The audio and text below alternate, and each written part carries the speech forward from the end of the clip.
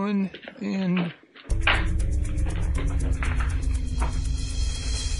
for authors, filmmakers, entertainment, and all your listening needs, listen now to Talk Now Radio, where no topic is taboo.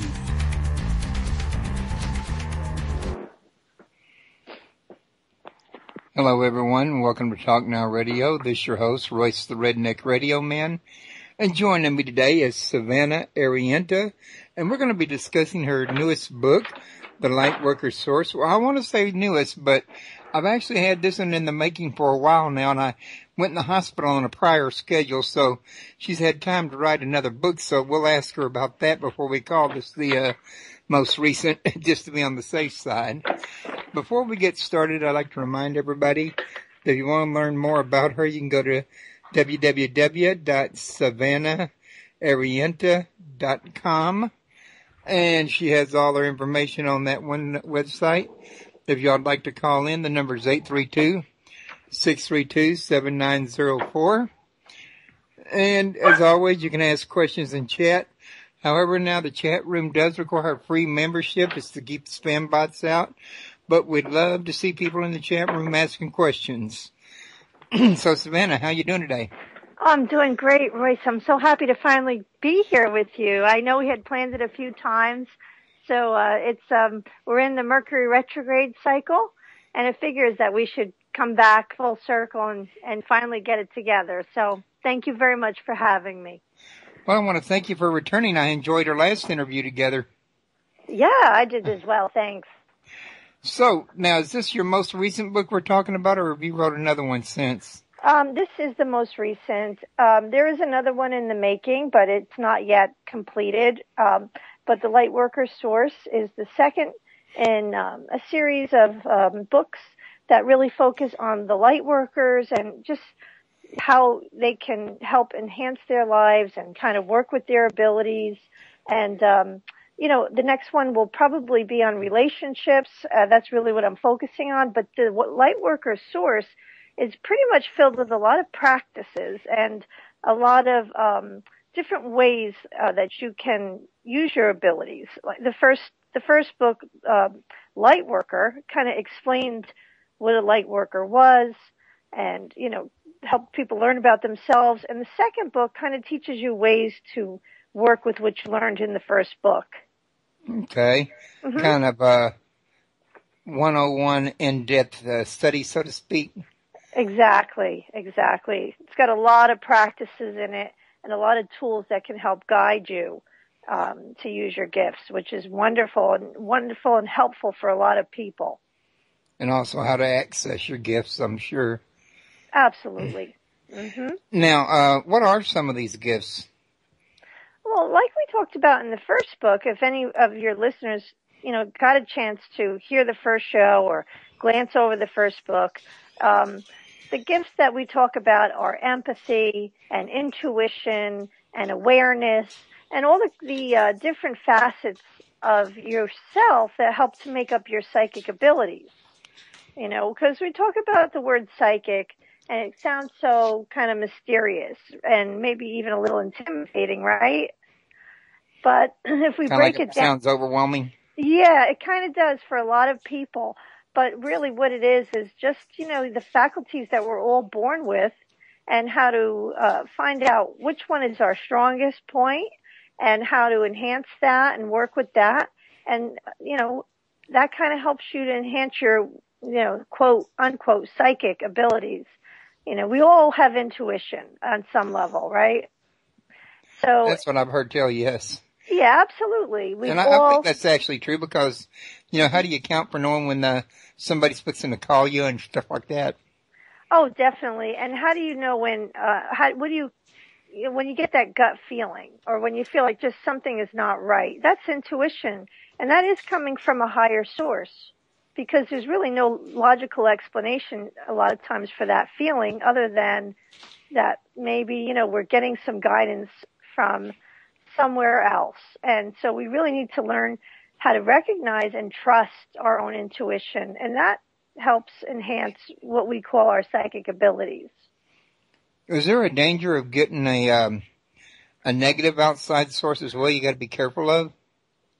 I never really like to think that in terms of intuition or like I said, the natural gifts that we're all born with. They're all really to be used in the way you intend them to be used.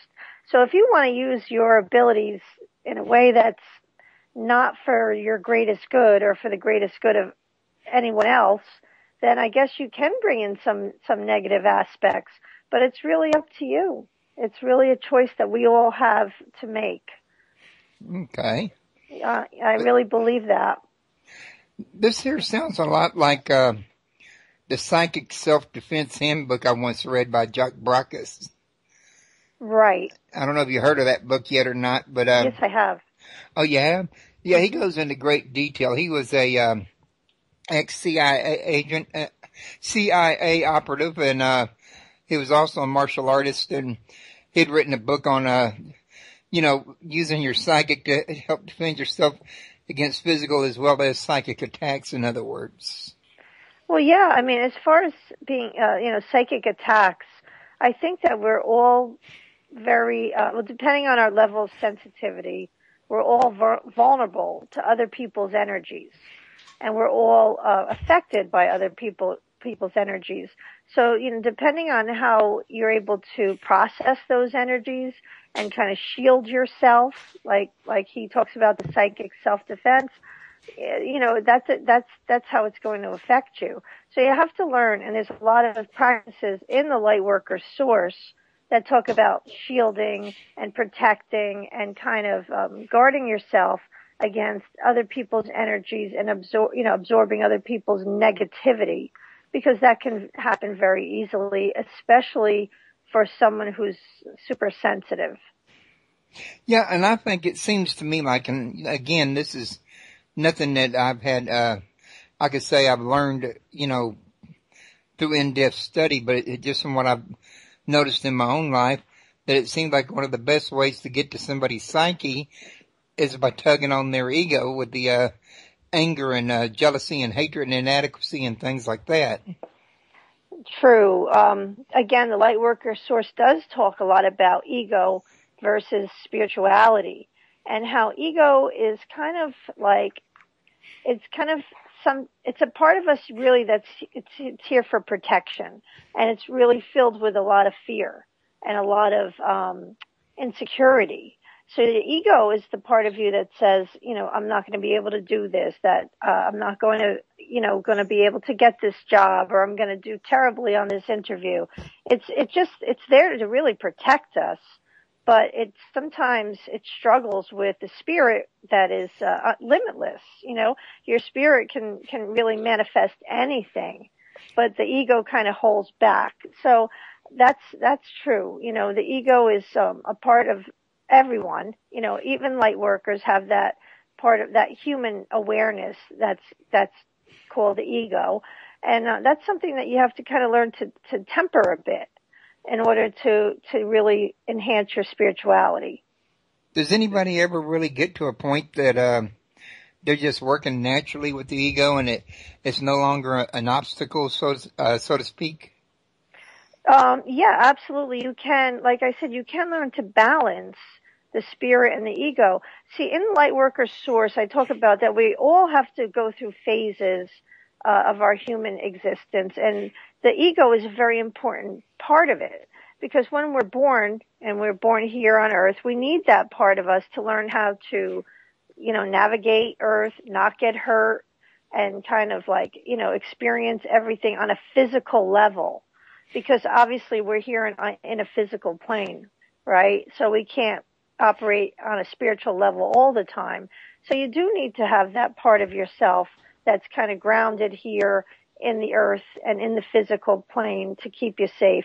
But you do have to learn to balance. And if you're able to balance both spiritual and the ego part of your identity, then you're in a very, very good place.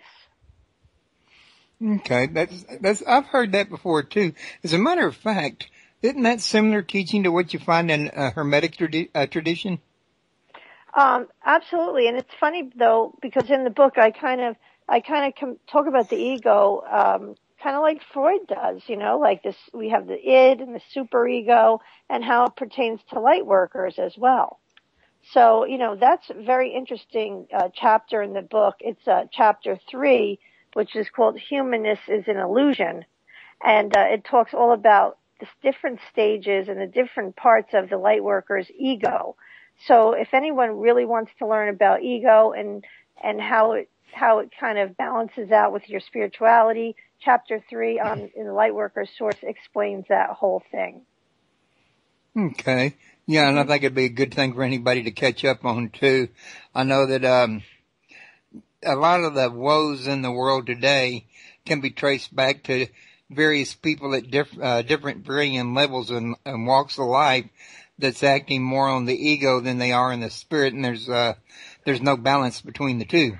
Right. You can't be all ego, because then you're really, really too materialistic and you're too attached to the material plane. And that makes it very difficult for you to move on when the time comes. When the time comes for you to transition into the spirit world and leave this earth. If you're all ego and you're too attached to the physical plane, you're going to have a very difficult time.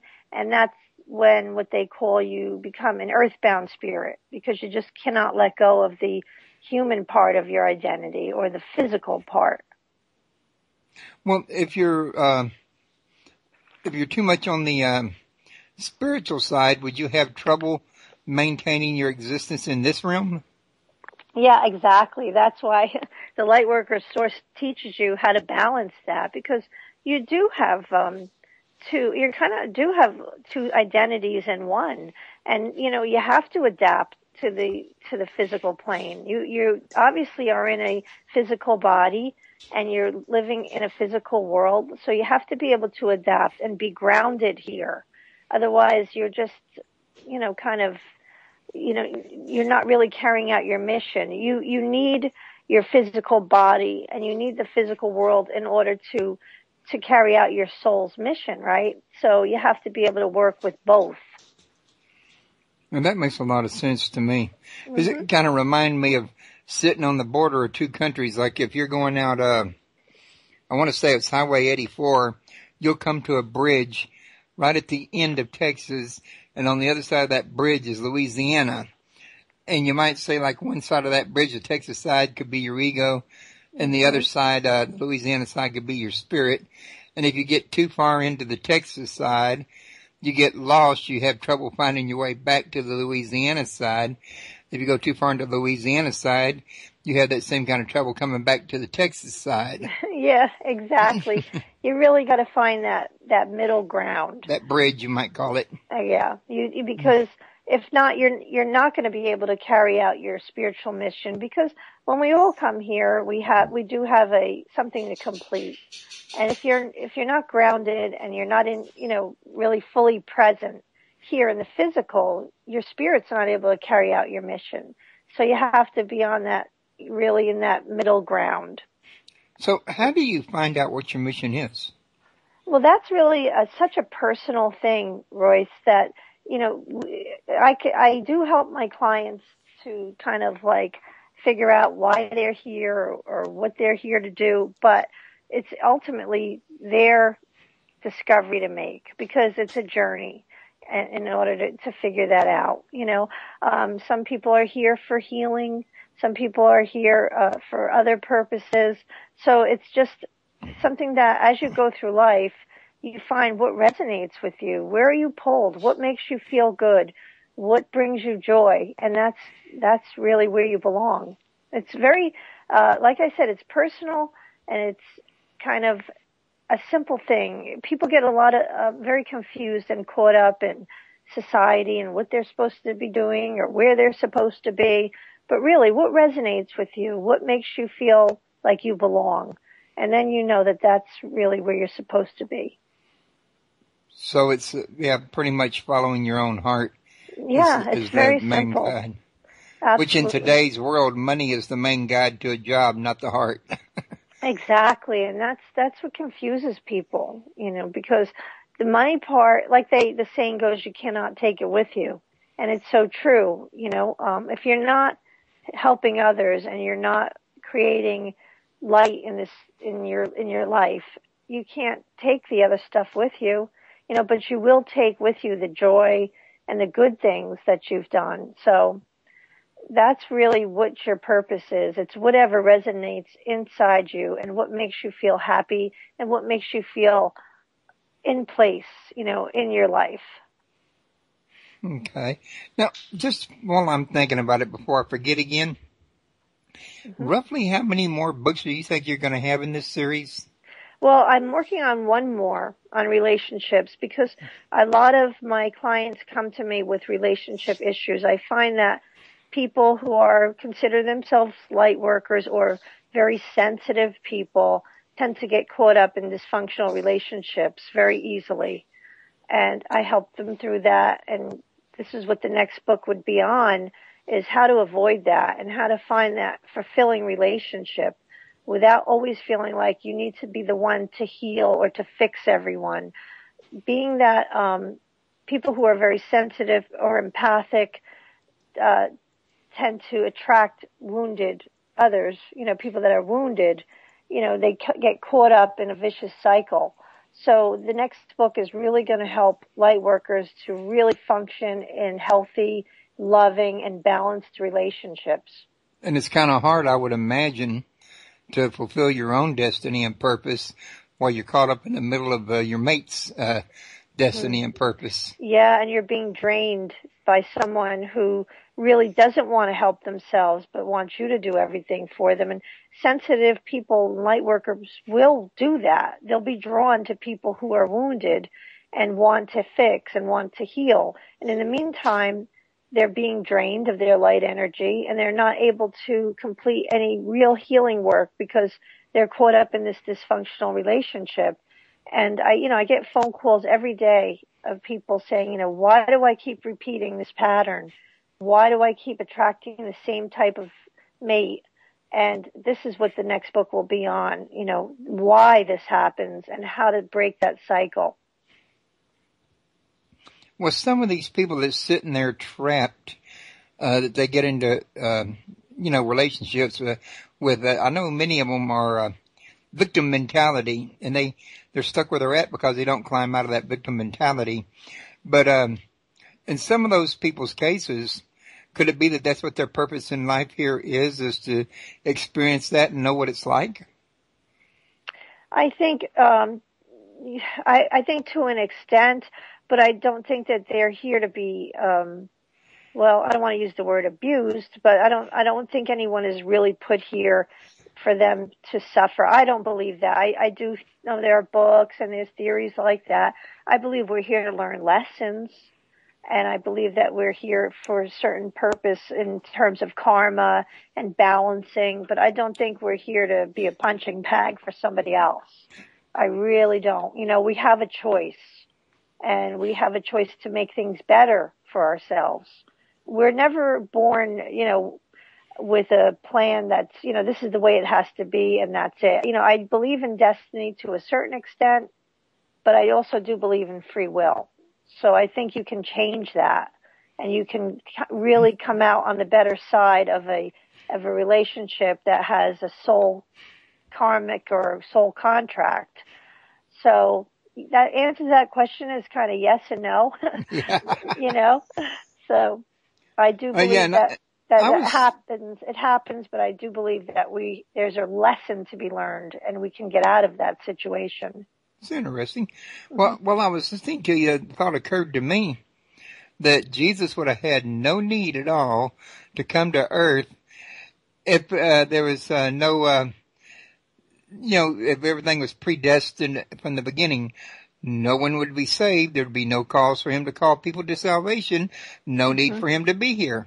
Exactly. So his very presence, according to the Bible, says that not everything is predestined, even as some things might be.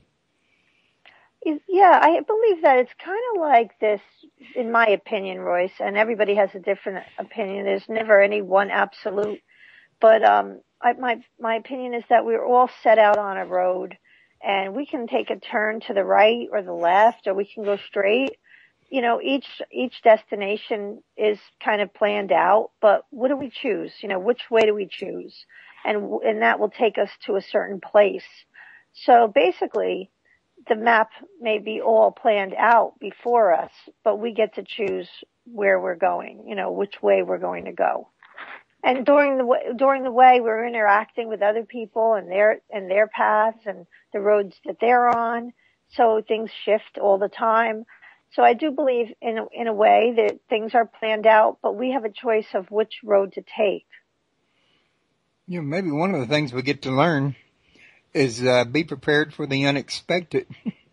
Absolutely, because like I said, you're always interacting with other people and their journey, and maybe there's a bump in the road, or maybe you hit a dead end. So, you never know what's going to happen. Or maybe one day you're watching TV and a big news feed comes across the screen, says the World Trade Center is blown up, and you never heard tell of anything so drastic at one time, and you're like, well, there's the unexpected. So, exactly, and we've all experienced that one, right? Well, that and Pearl Harbor. Yeah, I wasn't around during Pearl Harbor, but I was around to see the World Trade Center, and that was a day that I'm sure none of us will forget. And it did feel like the world was ending that day. It was scary. But, during times like that, if you do hold on to your faith, it helps get you through. I was meditating and a message came through the other day that said, it takes more courage to have faith than to slay a dragon that you can see and stands right before you, because you can't see your faith. So you have to have a lot of courage to believe in something that you can't see. So during that time of 9/11, it was really hard to see the good in people and the good in the world, but until we all maybe came together and started to help each other. But at that very moment, you really had to keep the faith, and it took a lot of courage to really believe there was a God and that, we were all safe, because it was so scary and it was just like pure evil. One of the only times. It was like it, but it wasn't actually evil.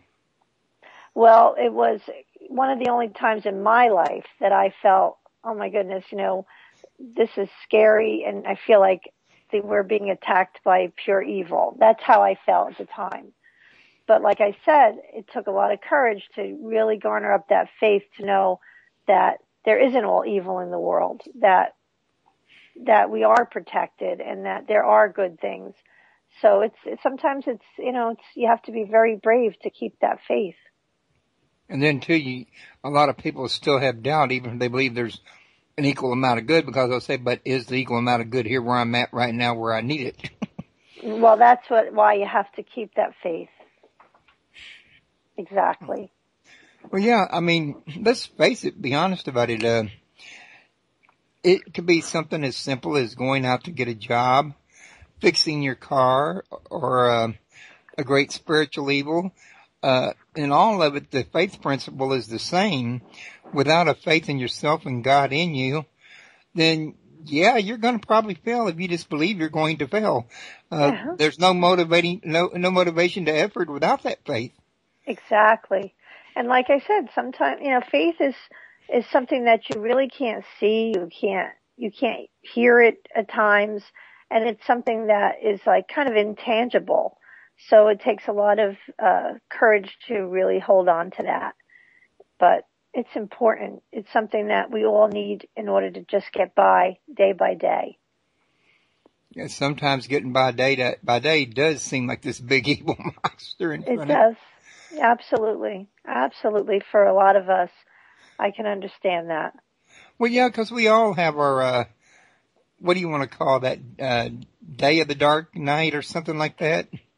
Or the dark night of the soul. And I do write about that as well in the Lightworkers Source and explain what that is. And it's a time where we kind of really learn in a very shocking, a lot of times in sudden way, that the physical isn't what's important. Just like we talked about, you can have all the money in the world, but it can be taken away from you.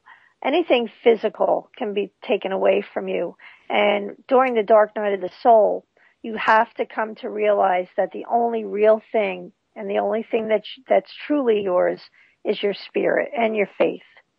So that's what the dark night of the soul is. A lot of times the catalysts that set it off are death of someone you care about, or problems with your health, or maybe a divorce, or the loss of anything physical, or the threat of the loss of anything physical. And it brings you down to a point where all you have left is your faith, exactly what we're talking about, and that you have to learn to believe in what isn't physical anymore. And that's what the dark night of the soul brings to you, and that's how it's a gift. Yes, but if you make it through that dark night of the soul, doesn't what they call the quickening lie beyond it, where spirit comes in? Absolutely. Once you're through that dark night of the soul, and it couldn't come more than once, but if you don't fully grasp it, but once you are really through it, you're transformed. You're a different person at that point now. Your perspective on life has changed forever. So yeah, it is something that after the dark night of the soul does come that quickening, and it is very transformational. Though this reminds me an awful lot of what Joseph Campbell called the hero's story. You see it played out in Star Wars, for example, where the hero starts as a castaway, or without family, a very, very humble beginning, goes through all these trials and tribulations before he comes out the other end as the hero. Right, exactly. But isn't he transformed at the end, not only as the hero, but now life is seen now through different eyes. And he also, like at the right hand of the Father, so to speak. Right. That's the dark night of the soul. It is a transformational time all spiritual people or light workers have to go through. And it's not because we all have to suffer in order to learn. It's because it brings us to a point that strengthens our faith and also kind of elevates us spiritually. So in a way, it's a gift, even though it's painful. Just like any growth spurt or any kind of transformation or change, it's scary and painful, but at the end there is light at the tunnel, and we do learn that we are eternal and our spirit is the only thing that's real. So that's very comforting as well. Yeah, as a matter of fact, the chair I'm sitting in ain't real according to quantum mechanics. Uh-oh. Makes you kind of hope you don't fall through. Talk about pulling a chair out from underneath somebody. You're not even touching it to do it. but yeah, you get your, quantum mechanics and, I guess you could say mysticism both agree on that point. I would think so. Yeah.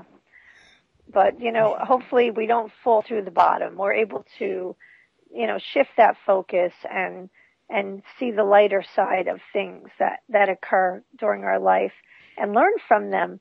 And that's all about our ascension. It's about our spirit growing and moving up higher toward God. And, it's never easy.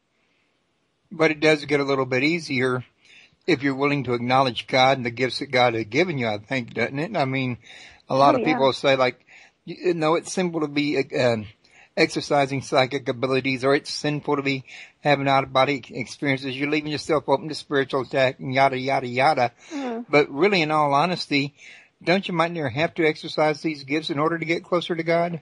Absolutely. And I don't know, Royce. It's funny though. Yes, there's things out there that I guess I have no fear whatsoever of spiritual attacks, or I don't know. I feel like I'm protected at all times, and I feel like that nothing can harm me.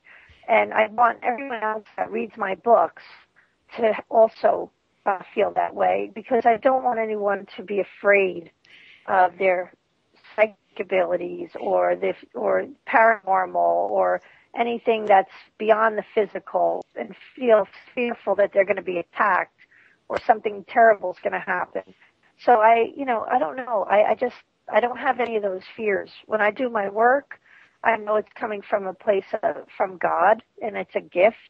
It's a gift for me to be able to practice my work, and I know my intentions are to help, and my work is done through love for others. So I don't fear any of that stuff.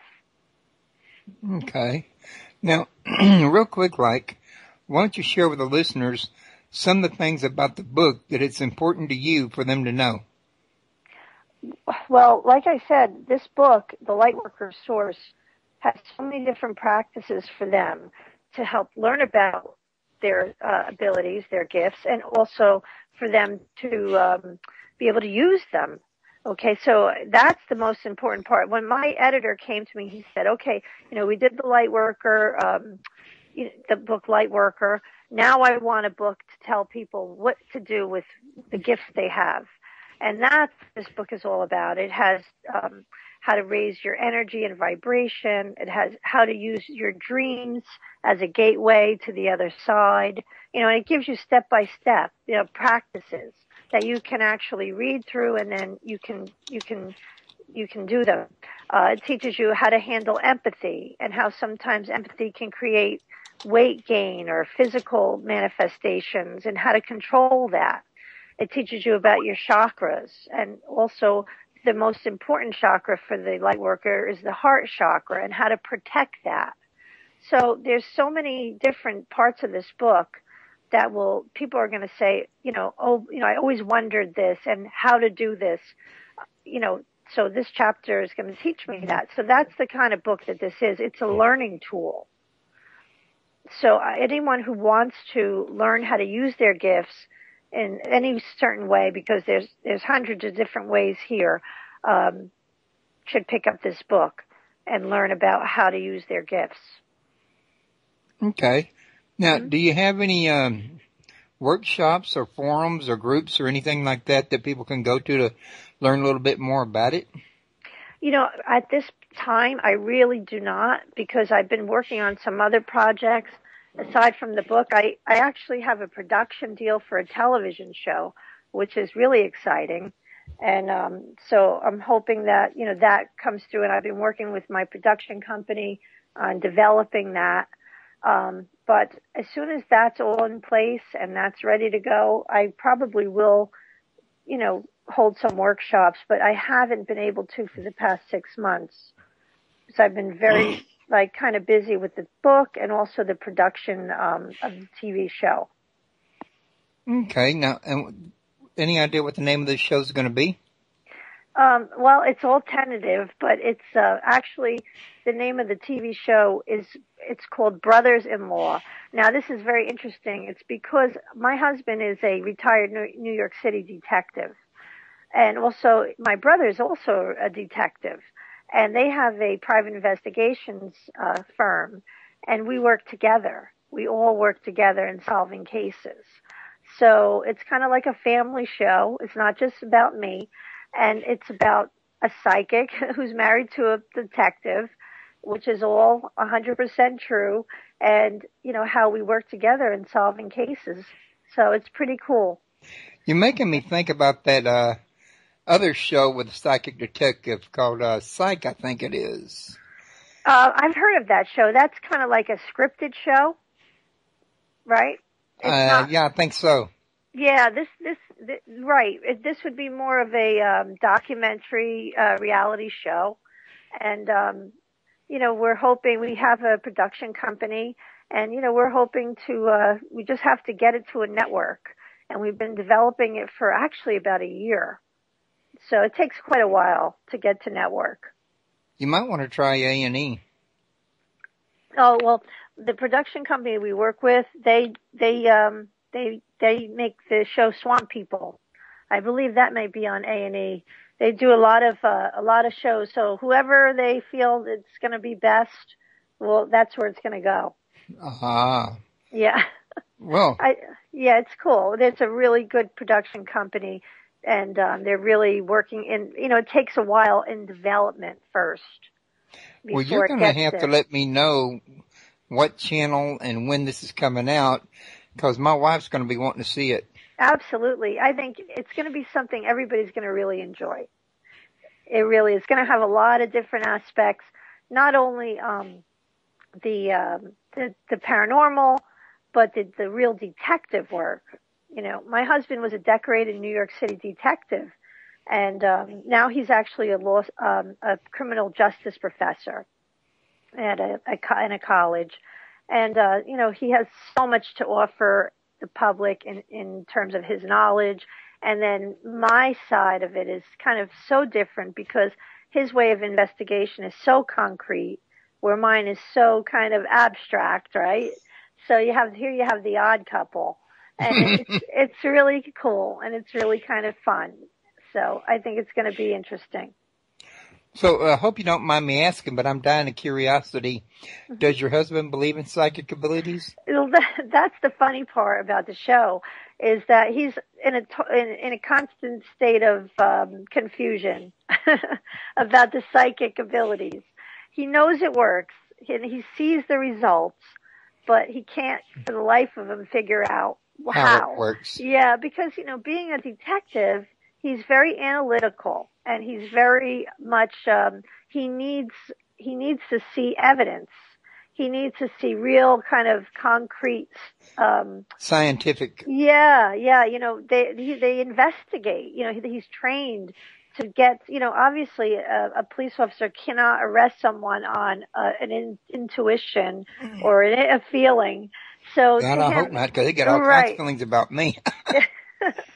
Right. So it's kind of like it goes against his nature, but yet he sees that I'll tell him things that he, you know, it's so out of left field that he wouldn't even begin to even think of where to look, you know, where I'm telling him. And then it turns out to be accurate, and he's totally perplexed all the time. So that's, you know, part of the show.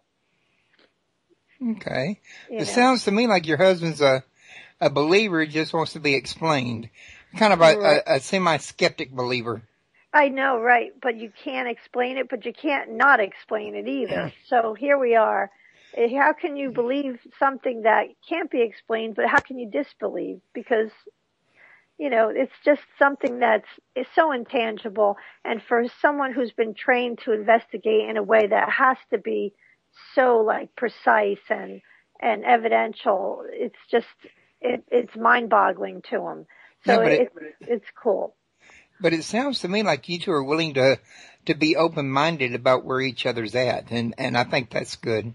Oh, definitely. And we worked really well together. And he says something in the pilot he says, you know, it's kind of like trying to explain love.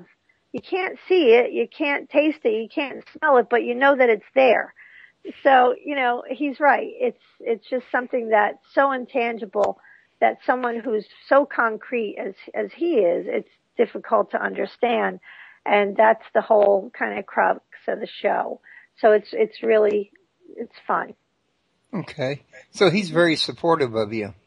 Oh, absolutely. Yeah, we've been together almost 20 years, and, you know, he knows, and he's used to me. So, and, you know, my mother is a psychic as well. So he kind of married into this, and he's stuck with it. So he has no choice.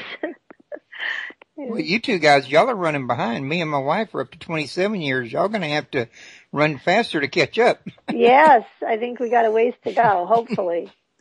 Yeah, but I'm going to tell you something. Once you make 20, it seems like you're past the biggest majority of your overwhelming crucial fights, and you're just getting down to the little nuisance irritational fights. Absolutely. Yeah, now it's just the little things, you know, and it's true. And love does transform too, you know, and as you go through the years, you know, it becomes deeper, and it's different. Like you said, but once you hit that 10, 15 year mark, things are kind of like, it's kind of smooth sailing, hopefully. Unless somebody's going to go through a midlife crisis, you know, then that's another thing to work through, but hopefully not. Yeah, but pretty much by you get to 15, 20 years, you get past that change each other phase, and you'll start beginning to realize that if you're going to love each other, you're going to have to take it just the way you are. Exactly. So at this point, he says, you know what, she's a psychic. She's got tarot cards and all kinds of things. Leave her alone. Let her be. Yeah, she's not bothering me while I'm on my computer or my tablet. Exactly. Let her do her thing. But in today's world, you can see all the husbands around the world in the bathroom sitting on the john with a tablet in their hand. Right. That's true. They're with That the is modern so day true. newspaper. That's so true. But Oh God, I shouldn't have went there, but I don't know. no, Deborah just came I over hear me. you. I get you. I get it. And in marriage and love is work. It's really work, but, and yeah, as you get older, things kind of settle down. But, I always stress to my clients, don't give up. It is hard and it is work, but it's so worth it. When you have those memories and you raise your children together and, your time comes when you're older and you're sitting on a rocking chair on the porch, it'll all have been worth it. So don't be so quick to throw in the towel. Yeah, and I've learned two things about giving up. One is if you don't give up, you can never fail. You can just keep trying. Two, if you do give up, you've definitely already failed and you can't win. Absolutely true. That's the truth. Good words. But, I don't know, that's what I've been up to. And like I said, I am working on the third book and I'm constantly doing readings for people. And then if anybody calls in, I'd love to do readings. I don't know if you have the line open or not, but Actually, I meant to. I thought I did. Tell everybody that if you want to call in, the number's 832-632-7904. Did I forget to do that at the beginning of the show? I'm not sure, because I was just kind of settling in. You probably did, but if anybody does want to call in for a reading, I'd be happy to speak to them. I do them all day long. That's kind of all I do. I'd be happy to speak to any of the listeners, or if they have questions in the chat room. I can't see the chat room because I'm not in front of a computer.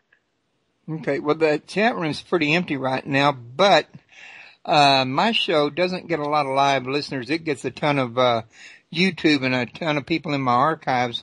Reason for that being, my show only airs on Wednesday night and Saturday afternoons, and people are not used to being here all day, every day. Right. I do see your syndication in quite a few places, which is wonderful. So congratulations. Yeah. I mean, on I that. do get around. Don't get me wrong. No, I I just don't see do it it here. No, I definitely have seen. So that's good. Because people do pick a lot of stuff up on archive. I did Blog Talk Radio for years. Oh my God, I was one of their grandfather hosts. Yeah, I think me too. I think I started in 2007. I'm older than that. When did you start? Wait, do you remember the year? 2005. I mean, Wow. I was a member of their system like 3 months after they hit the internet. And it was so cool back then. I think I was like one of the first psychics on there. And I still look at my account and I have over, I don't know, 200,000 listens. People are still listening and shows back from 2007 and on. And I'm still getting listens over there too. And I've got a huge archive base because I was over there 5 years before I went on my own. Yeah, me too. I have a lot of archives. And then it's all on iTunes as well. I think I have over 200 shows on iTunes Same here. Yeah.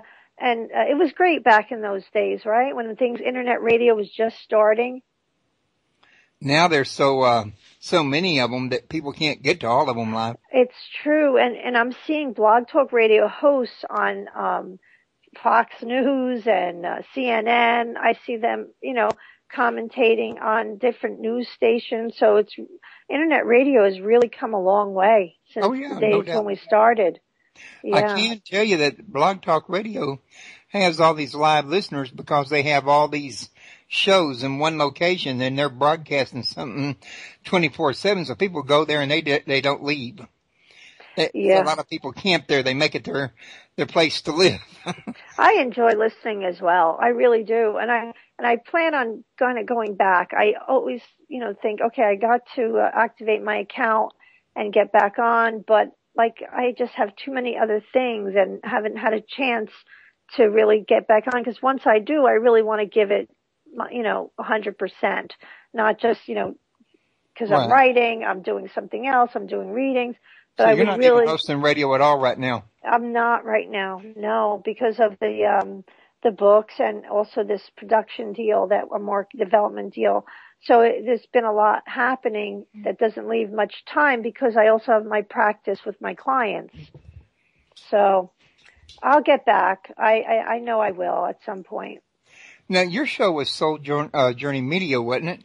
Yes, it was Soul's Journey Radio, and there is a website also where all the archives are there as well. And on Soul's Journey Radio, it's not just myself. I had so many different hosts come on and host their show there. So I was also on Achieve Radio for a long time, which was wonderful over there. And I guess I don't know if it was Conscious Talk Radio also. Consciousness Media Network, I bet you. Sorry, Royce. I don't know if you heard a ring, but a ring came through. Mostly Blog Talk for many years. I didn't hear a ring. I don't know why. What that was.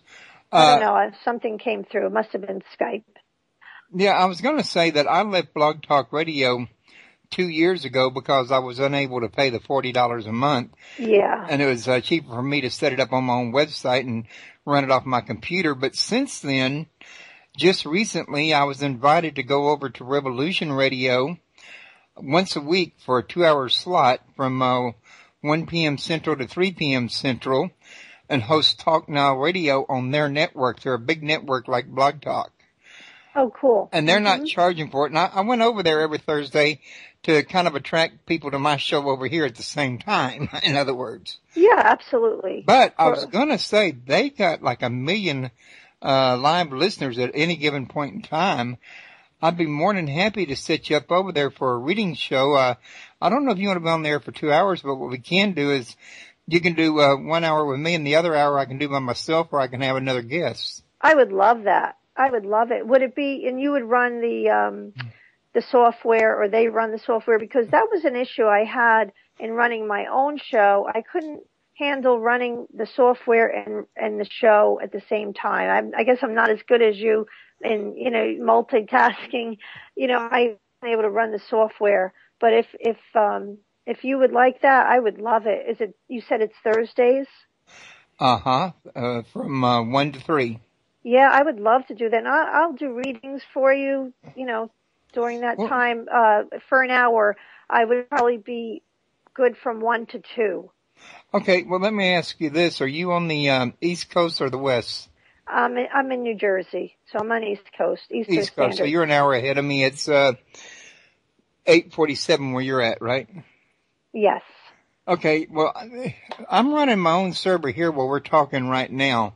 But over at Revolution Radio, they run the server. So all I have to do is connect to Revolution Radio Studio A on Skype with you on the line with me, and bam, I'm in.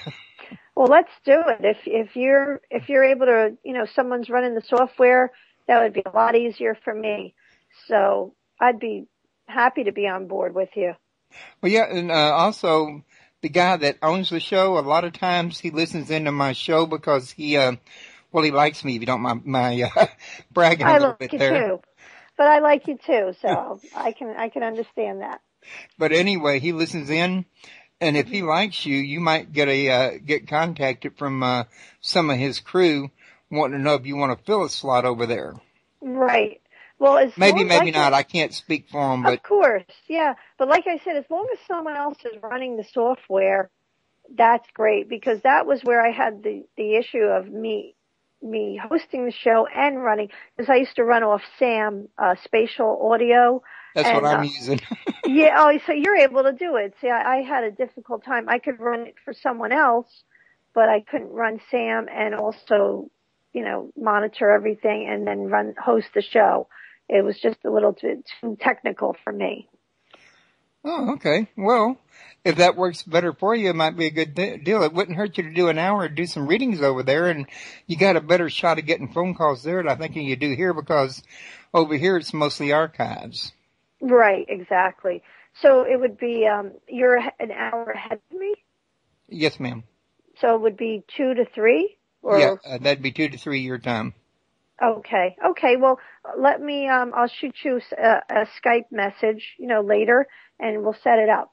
Okay. Well, in the meantime, we still got 11 minutes. Is there Hmm. anything else you'd like to share with everybody about your book before we let you escape? No, that's. I mean, I really enjoyed being with you, Royce, and thank you. I want to thank you in advance, before we end, for having me. Um, just that, pick it up. It's available on Amazon, Barnes and Noble, or at the publisher's website, newpagebooks.com. And I think you're familiar with New Page Books, right? Oh, I'm familiar with New Page. They They're sent all of wonderful. their authors and books over to Warwick and Associates, and Warwick Yes. and Associates sets me up with the interviews. Yeah, and their tagline is expect something different. And New Page, they really do have quite a wonderful catalog of books.